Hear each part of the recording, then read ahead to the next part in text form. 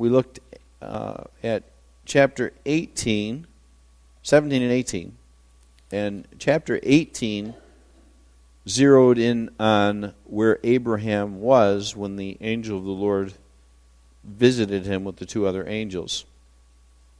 And chapter 19 now zeroes in on Lot and where he was when the two angels come to visit him. And when we're done with the chapter tonight, we're going to compare and contrast those visits, okay, briefly. But right now, we're going to go and teach here on Genesis chapter number 19. And it says here in verse 1, "And there came two angels to Sodom at even," or evening, "and Lot sat in the gate of Sodom. And Lot, seeing them, rose up to meet them, and he bowed himself with his face toward the ground." All right, so two of the three men who appeared to Abraham in chapter 18 are present.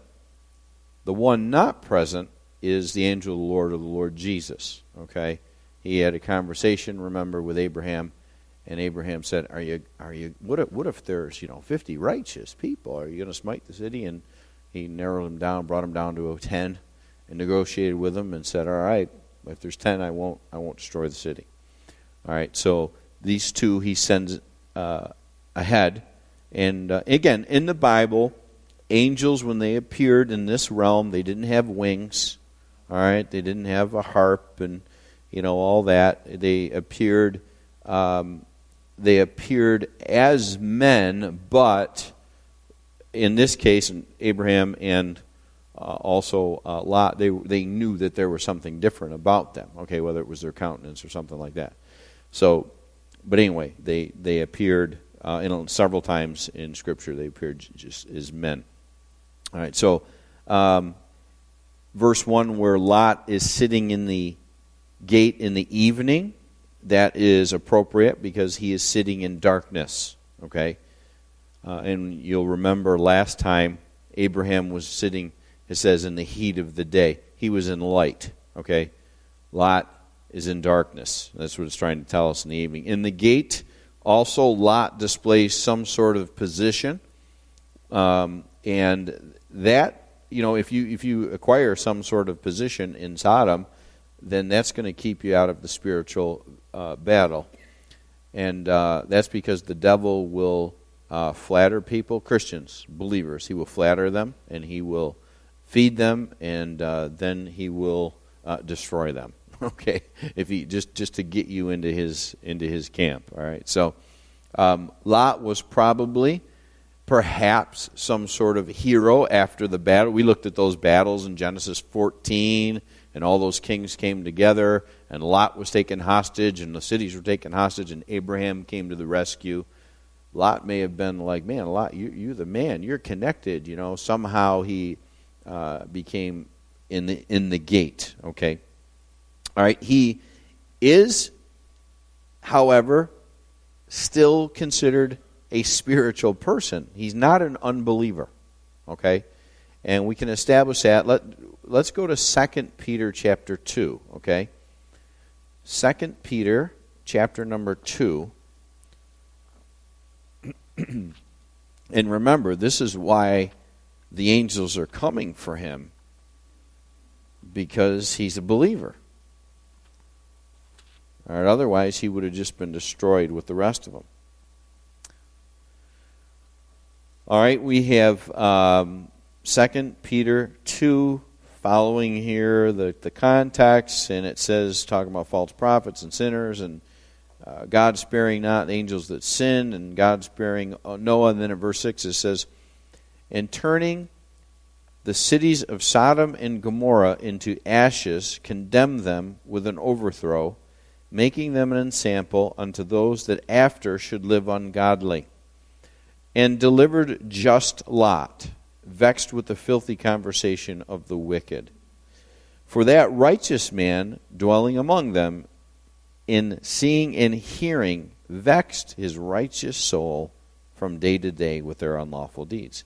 Those three verses have a lot to say, don't they? First of all, the destruction of Sodom and Gomorrah was for the benefit of those that after should live ungodly. It's a warning. It's a warning. So we are not incorrect to say, how did God deal with it at Sodom and Gomorrah? You know? Well, this tells us it's an ensample unto those that after should live ungodly. Hey, don't do this. This is what God thinks of this behavior. Okay? He delivers just Lot, and that doesn't mean only Lot. That means justified Lot, is what that word means. Okay? Who, as a believer, this can be you and I now, vexed with the filthy conversation of the wicked. You know why we say, come out from among them and be ye separate? You know why we say, don't live in the world? You know why we say, be not conformed to this world, right? Is because your soul gets vexed with the filthy conversation. It's bad enough when we can't help but be around it. Maybe your work environment, right? Maybe relatives, lost relatives we're obligated to be around. Sometimes we can't help it. We're around it. But man, some of us seek it though. And that's dangerous. All right. He didn't have to live in this city. And it says that he vexed his righteous soul from day to day with their unlawful deeds. He just took it in. And we'll see in this chapter, they didn't take him serious as a believer. Okay? So, he sees the angels. He bows to them. He and Abraham both responded the same way when they saw the angels. Lot was caught between two worlds. And he's not the first to be caught in between two worlds in the scriptures or otherwise. But if so many Christians weren't caught between two worlds or in the world, I mean, we certainly would have so much more revivals, so many more good things happen in Christianity, good things happening in this world, you know. Quite frankly, the lost world isn't the problem. The devil's not the problem. You know who the problem is? The Christians are the problem. I think there's quite a few. There's enough of us, and we can at least speak. Let's at least speak for Rochester, okay? There's a fair share of Bible-believing churches in Rochester, all right? But not a lot of people that will be the light and the salt that they need to be. So, and I think that that's just the way it is, in at least in our country. Right? So,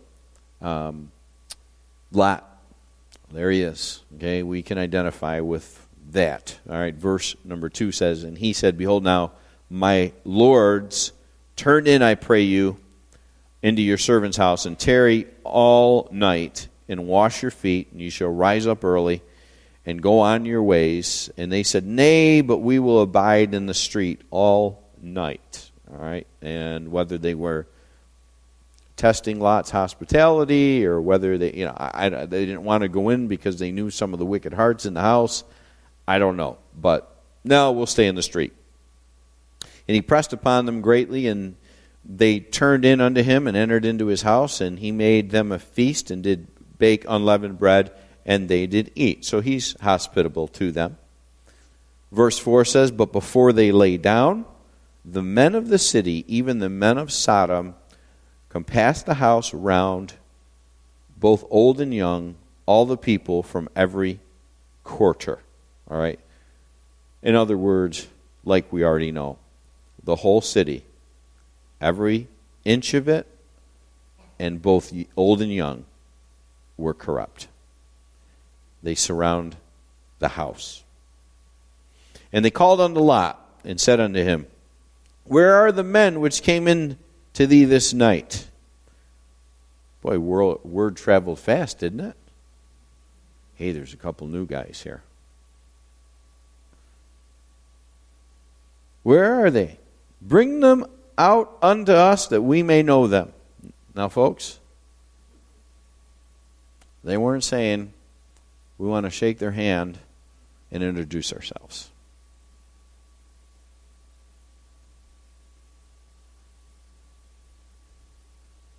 They wanted to know them physically. Which, as you know, is forbidden in the Old Testament and the New Testament. Before the law, during the law, and after the law. Okay? This isn't that was Old Testament. That's the law. No. Before the law, during the law, after the law. Okay? Forbidden by God. We want to know them. Now, Lot knows what's going on here. Verse 6 says, and Lot went out at the door unto them and shut the door after him. She's like, goes out, shuts the door, like, guys, no. Can't do this. And said, I pray you, brethren, do not so what? Isn't that interesting? Wickedly. Lot knows. Lot was a secret agent Christian. Lot knows. Do not so wickedly. I'm sure that they didn't take that well. By the way, verse 7, brethren and wickedly, an oxymoron, isn't it? Brethren, do not so wickedly. Okay, they weren't a spiritual brethren, but he had a position in the city. He was friends with them or whatever it was, you know. He was known there. Lot was like, I think I hit on this Sunday, Lot is warming up to the idea. Here's a believer, okay? And says, no, come on guys, don't. Brethren, friends, buddies, okay? The believers today, no, I know it's a sin. I know it's wicked. Yet, I see a lot of embracing not just the person, but the lifestyle that goes with it. And I believe you should embrace the person and try to win them to Christ. On your terms, right? On Christ's terms, okay? You're trying to witness, trying to make a connection. Why? So they get saved, right? Don't fall into the 21st century trap, okay? And I have seen it countless times. You say you don't embrace the lifestyle, but you do embrace the lifestyle. I've seen it up close.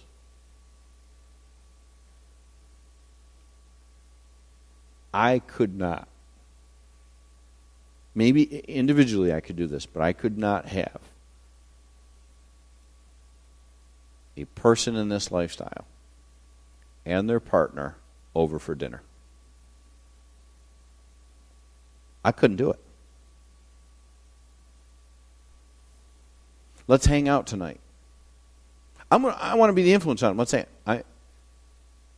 individually, separately, sure. But it's going to be a conversation, and it's going to turn into a spiritual one. But to acknowledge the relationship, no. I don't believe that's pleasing to the Lord at all. I believe I would be in sin if I did that. So when I say that, the embracing of it today, that's what I mean. You're embracing and acknowledging the lifestyle. Don't do so wickedly. But hey, brethren, right? Be careful. This is where it's going. This is we'll call it the spirit of the world or the spirit of the age, all right? As the Bible calls it. This is the attitude, in other words, okay? So he makes a plea to them, verse 8. He says, behold now, I have 2 daughters, which have not known man. That means they were virgins. Let me, I pray you, bring them out unto you, and do ye to them as is good in your eyes. Only unto these men do nothing, for therefore came they under the shadow of my roof. Wow. What a thing, huh? And vexed, as 2 Peter tells us. He's vexed. He's vexed. Who would give up their child like that? Children. Now, let me say this. Without saying it outright and doing it, we do it. We give them up, we sell them out. We put them out there for the world. We let them dabble.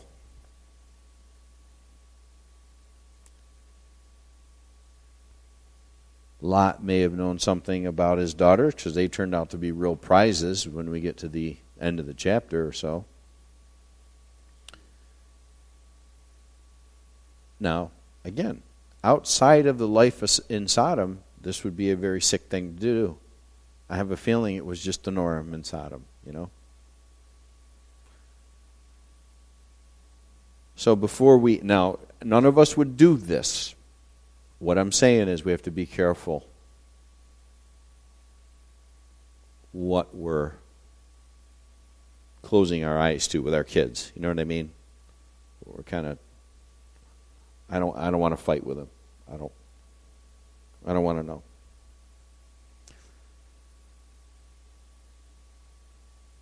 And I can just tell you from experience, it's not fun when you have to confront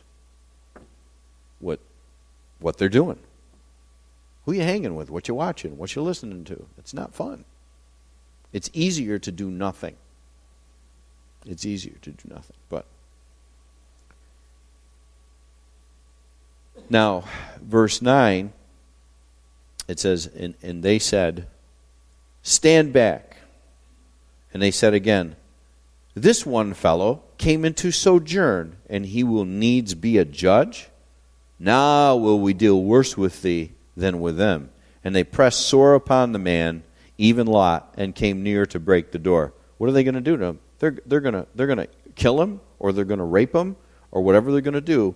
But this sudden act of righteousness, so I use the term loosely, the don't do this, this is wicked, you know, that kind of thing. They got mad at that. And they didn't know this side of Lot. And now they're going to kill him. Now they're going to turn on him. This guy, who does he think he is? And this won't be the first group in the chapter to respond to him and like, who are you? This is strange to us. But the men put forth their hand and pulled Lot into the house to them and shut to the door. So the 2 angels, they bring him in for protection. And they smote the men that were at the door of the house with blindness, both small and great, so that they wearied themselves to find the door. So they smite them with blindness, okay, they can't see now. And they wearied themselves to find the door. Do you know how wicked this sin is? They have been stricken with blindness. Now you would think, what happened? Lord, I'm sorry. I don't want to lose my sight. Help me, right? You know what they're doing? They're trying to find the door so they could still get their hands on him. Isn't that something? Didn't stop them from trying anyway. Wicked. Verse 12 says, and the men said unto Lot, hast thou here any besides, son-in-law, and thy sons, and thy daughters, and whatsoever thou hast in the city? Bring them out of this place. For we will destroy this place, because of the cry of them is waxen great before the face of the Lord, and the Lord has sent us to destroy it. That's powerful words right there. They're going to destroy the place because the cry of them is come to the Lord, probably the cry of innocent victims.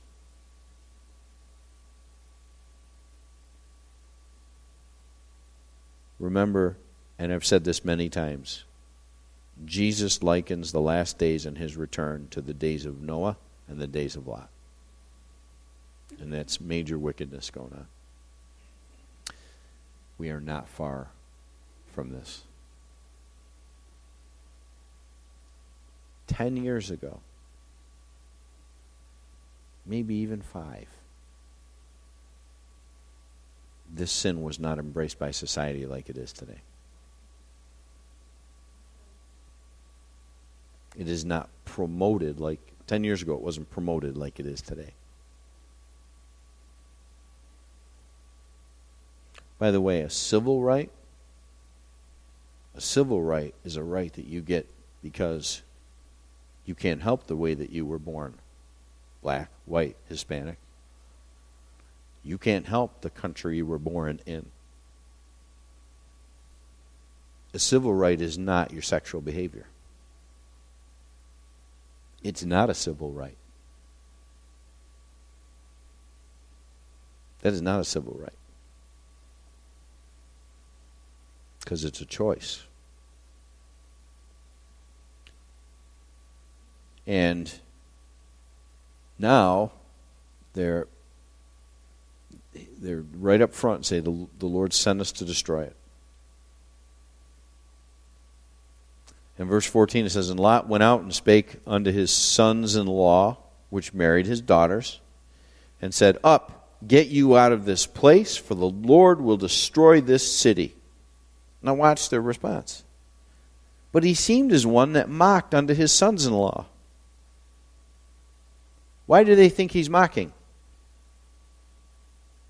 Because he's mentioned the Lord. He had no testimony, folks.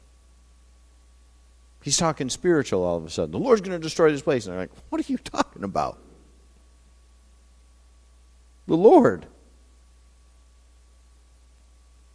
Lot could have raised his family near Abraham, of whom God said, we saw in chapter 18, I know that he will command his household and his children. We looked at that with Abraham. And instead, Lot chose the Sodom Central School District for his children. That's what he chose. That's what he chose. And they say, you're mocking. They're not used to this kind of talk from him. Verse 15, And when the morning arose, then the angels hastened to Lot, saying, Arise, take thy wife and thy 2 daughters which are here, lest thou be consumed in the iniquity of the city. He says, Lot, you get out, or if you don't get out, you're going to be consumed here. And while he lingered, Lot, he lingered, the men laid hold upon his hand and upon the hand of his wife, upon the hand of his 2 daughters, the Lord being what? Merciful unto him. And they brought him forth and set him without the city. So he's lingering. Undoubtedly, he's lingering for his daughters that aren't coming with him. He's put without the city, outside of the city where he belonged. And it's interesting, they grab him by the hand, they take him without the city. I don't know if they, if it was something they walked him there, or if they, it happened quickly. They set him outside of the city. If they picked him up and set him down, but they got him outside of the city. In verse 17 it says, And it came to pass when they had brought them forth abroad that he said, Escape for thy life, look not behind thee, neither stay thou in all the plain. Escape to the mountain, lest thou be consumed. And he says, Look not behind. That's a great lesson for you and I. When you escape the world, don't look back. And I'll read you Luke 9:62. And this is what Jesus said here in his ministry on earth. He says, "No man, having put his hand to the plow and looking back, is fit for the kingdom of God."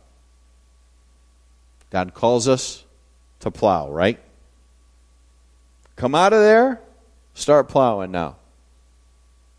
And so there we are. We're plowing. And yet he says, if we're going to do this, what happens if you're plowing and you look back, right? You're going to get off course, right? You're not going to plow where God wants you to plow. You're going to miss your calling. You're distracted. You're not fit for the kingdom of God. Don't look back.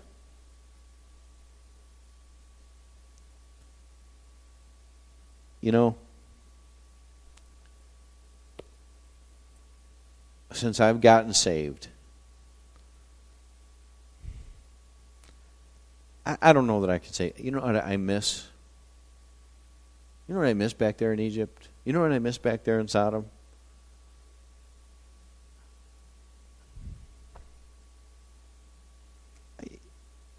Do you? Do you miss it? No way. But there are Christians that miss it because they go back or they look back.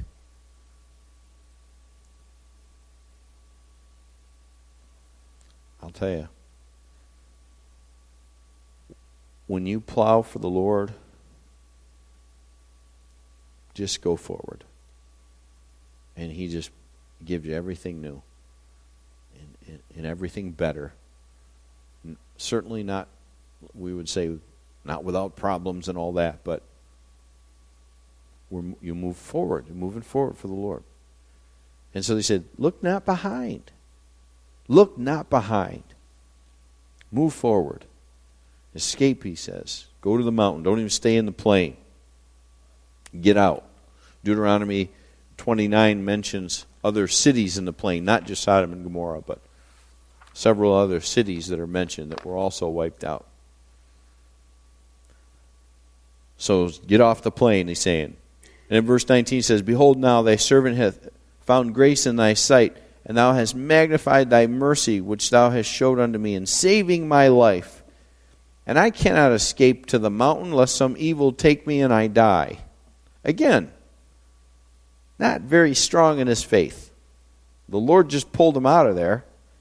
And now he's saying, no, I'm not going to the mountain. Something will happen to me.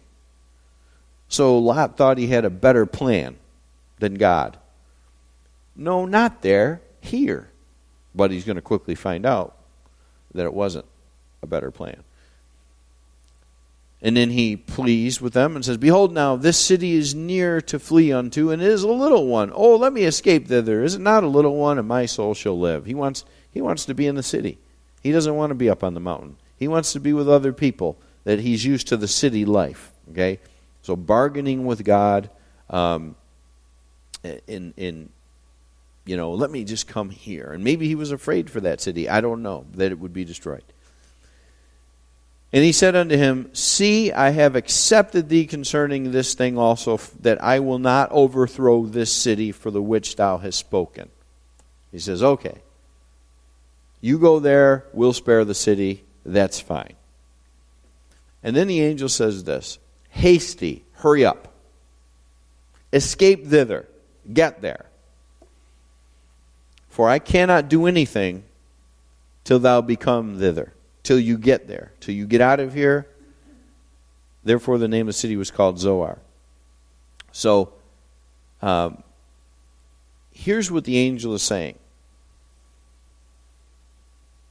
I cannot do anything till you're safe in that city.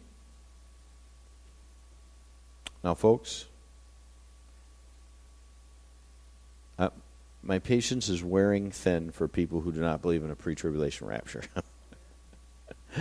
Here's yet another example of I can't destroy this until you, believer, are safe over here. He says, this is what the angel says, I can't touch it. I cannot until I know you're safe over here. Okay, if that's not a picture of God removing his people before his wrath, right? You follow what I'm saying? The Lord says, there's not going to be a wrath down here until my people are out. Okay? How about Rahab the harlot? Same thing. Same thing. Get out. City's going down. Get out. And not until you're gone, then the city will go. Okay? So, anyway, I say that because biblically speaking, I just can't see the Christians anywhere near the tribulation. I just can't see it. Now, again, the something about the presence of a believer, even when they're not strong. All right, remember the people Paul spared on his ship, because Paul was on that ship. Something like 276 people were spared, right? Because Paul was on that ship. They all got in on it because he was there. And you know what? And again, I'm not saying that we're not going to suffer persecution, and I'm not saying we won't be martyred or any of that. I don't know that. But I know this. This California is not off in the ocean yet because there are Christians in California. I can tell you right now. America is not destroyed yet because God's people are here. And I'm not saying that will always be the case, but he's long suffering. He's long suffering. And when his people are present, it makes a difference.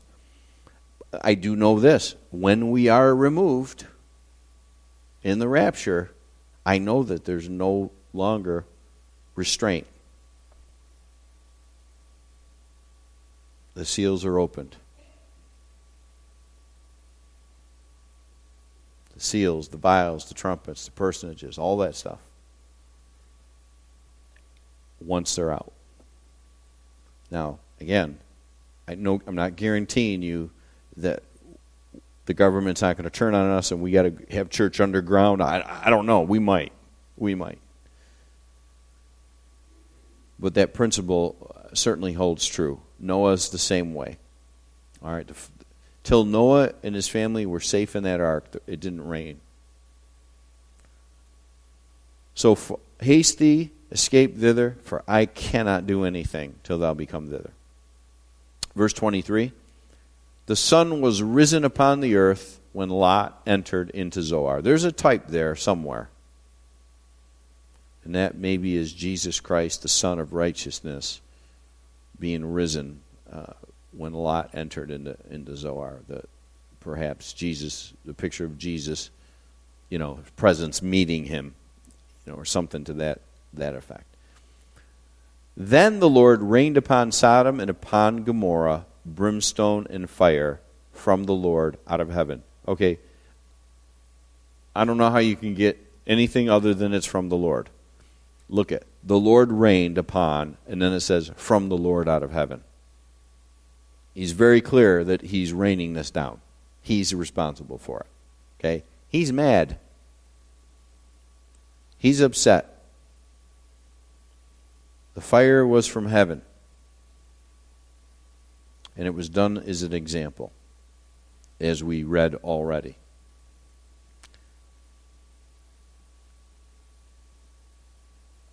Ezekiel chapter 16, look there. Because this sheds a little more light too on how these folks got in trouble. Ezekiel chapter 16.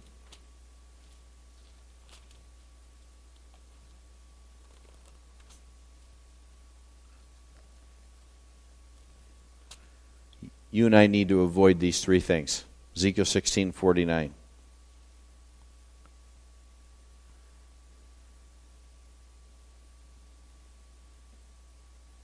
Ezekiel 16:49, behold, this was the iniquity of thy sister Sodom.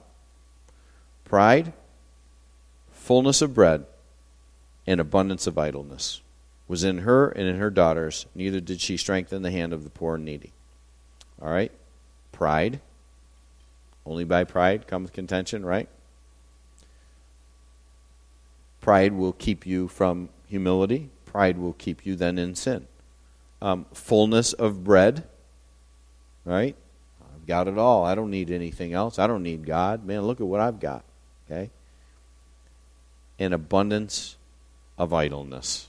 That'll get you in trouble real quick, won't it? Idle time, right? An abundance of idleness. You'll just naturally gravitate to trouble when you have too much time on your hand, not doing things, that you're supposed to.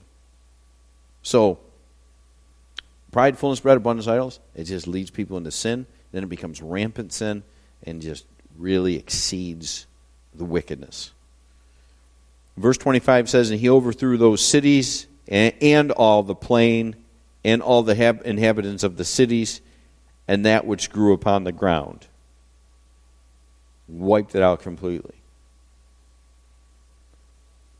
But his wife looked back from behind him, and she became a pillar of salt. Just a passing statement.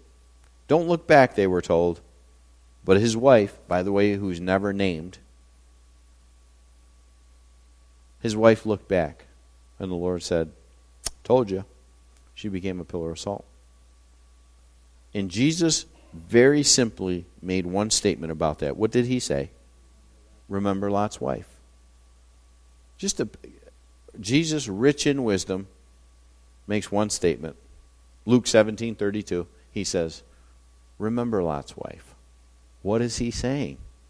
Again, we've seen this already. Don't what? Don't look back. Don't look back, move forward. Now, and just another admonition of Jesus for us to be separated. Now, on our spiritual journey, some of you can identify with this. I know me. I know certainly I can. The Lord called me to this ministry. Move forward. You know what he says? Don't look back. Don't get distracted. People want to discourage you. People want to talk about you. People want to... I'm not going back. I'm going forward. I'm going forward. Because there's no reason for us to look back. Okay? If we're moving forward in our journey, then the time that I was back there, if I'm moving forward, you're plowing for the Lord, right? And there's just new ground in front of you, and you just move forward. And so, different phases of our life. That was then, and this is now. And we're moving forward. So I think it's good for us, that principle, don't look back. Don't look back. Do what the Lord has called you to do and move forward. Move forward. And there are different seasons for us in life and in ministries as well. There are different seasons for us. So just continue to move forward what God's called you to do. And that's why anyone that has come to me, and not everybody has, but anyone that has come to me about being involved in this ministry, I have said, you need to pray about it and be sure it's of the Lord. And you need to do it right. And that's moving forward and not looking back. Because when that happens, now you just go forward. You know, the Lord has confirmed it, and on we go. So, that simple piece of advice, she looked back, became a pillar of salt, and he says, remember Lot's wife. All right, and then verse 27 kind of shifts over to Abraham for a minute. And Abraham got up early in the morning to the place where he stood before the Lord. That's when he was negotiating with the Lord about sparing people. And he looked toward Sodom and Gomorrah and toward all the land of the plain, and beheld, and lo, the smoke of the country went up as the smoke of a furnace. You know what Abraham found out? There weren't 10 righteous people. No doubt that's when he saw it, he said, there weren't even 10. There weren't even 10. And it came to pass when God destroyed the cities of the plain that God remembered Abraham and sent Lot out of the midst of the overthrow when he overthrew the cities in which Lot dwelt. And so Lot was very fortunate that Abraham was looking out for him. All right, so Lot was spared. Abraham, no doubt, was praying for him and concerned about him and all those things. And to finish up the chapter, it says, and Lot went up out of Zoar and dwelt in the mountain, and his 2 daughters with him, for he feared to dwell in Zoar, and he dwelt in a cave, he and his 2 daughters. All right, so he was afraid to go to the mountain, and he was afraid to in Zoar, and he ends up in some cave afraid. All right, whatever happened for him to be afraid, who knows what? But you know what? This is the end of Lot's life is depressing. He ends up in a cave, drunk, and committing incest. What a depressing end. And that's the end of living in the world. That's the end of a Christian living in Sodom. That's the end of it. It's not pretty at all.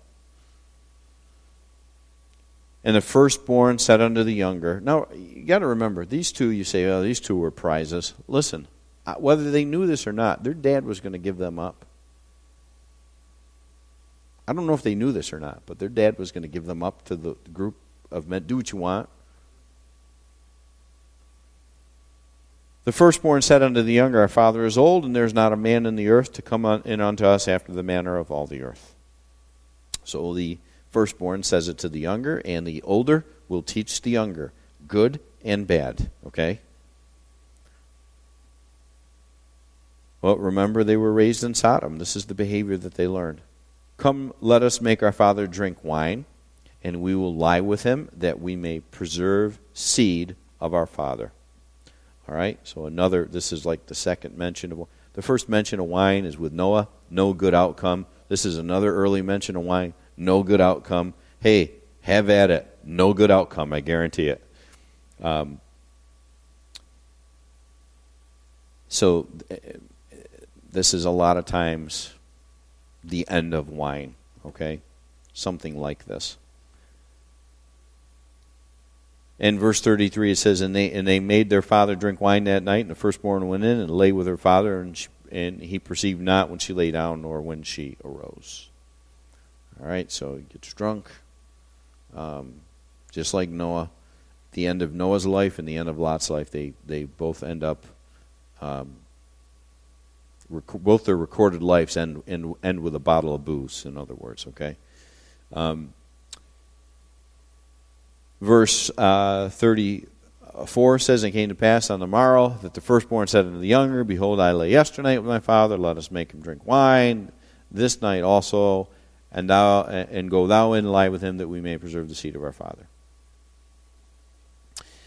And they made their father drink wine that night also, and the younger arose and lay with him, and he perceived not when she lay down nor when she arose. Now God, the Lord is not obvious. This is obvious. He is not a fan of this behavior, and this would be forbidden in Scripture in Leviticus chapter 18 as well. Thus were both the daughters of Lot with child by their father. And the firstborn bare a son, and called his name Moab, the same as the father of the Moabites unto this day. And the younger, she also bare a son, and called his name Ben-Ammi, the same as the father of the children of Ammon unto this day. So Moab, the Moabites and the Ammonites, and they are a thorn in Israel's side the rest of their lives, okay? And so that didn't end up real fruitful for anybody at all. All right, so let me see here. Deuteronomy 23, Moses speaking in verse 3, an Ammonite or a Moabite shall not enter into the congregation of the Lord, even to their 10th generation, they shall not enter into the congregation of the Lord forever. Forbidden. The Ammonites and the Moabites. All right. So no good fruit came out of that. All right. So again, what do we learn from that? We got to go way back to when Lot separated himself from Abraham, and it says he looked, right? Cast his eyes on it.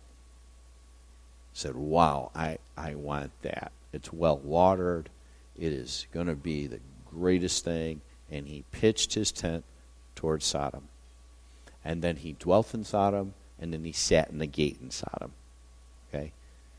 And this is the end of that behavior. Fathering his daughter's kids. Drunk in a cave. So the last thing we want to note tonight are the contrast of the angels' visits in chapters 18 and 19. Abraham, God says, I know him, and he will command his children, and they'll do justice and judgment. That's what he said. Lot, we saw the fruit of it with his children. So Abraham's visit, he was visited by Christ. Lot was visited by the other two angels. The angel of the Lord didn't even go down into Sodom. He said, I don't know Lot a personal visit. That says something. Christ went to see Abraham, but not Lot. Out of fellowship with him. Abraham had a message of blessing. Lot had a message of condemnation. Abraham, as I said earlier, was in the light. Lot was in darkness in the evening. Abraham was found to be in his tent door at home. Lot was found to be in the gate of the city, not at home. Abraham had influence for God. Lot had absolutely no influence for God. Abraham saw Sodom destroyed and lost nothing. Lot had his life saved and he lost everything. Abraham brought a blessing into the world, Isaac. Lot brought sorrow into the world, Ammon and Moab. And so it all comes down to their obedience or lack thereof in following with the Lord. Each of them had a free will. Each of them had an opportunity. Same opportunity. Choose where you want to be. Same opportunity. And so it is. I've said it once. I'll say it 100 times. The ground is level at the foot of the cross. Every Christian has the same opportunity. It's what you do with it. You're as spiritual as you want to be. I'm as spiritual as I want to be. That's really what it comes down to. All right, so we'll stop there tonight.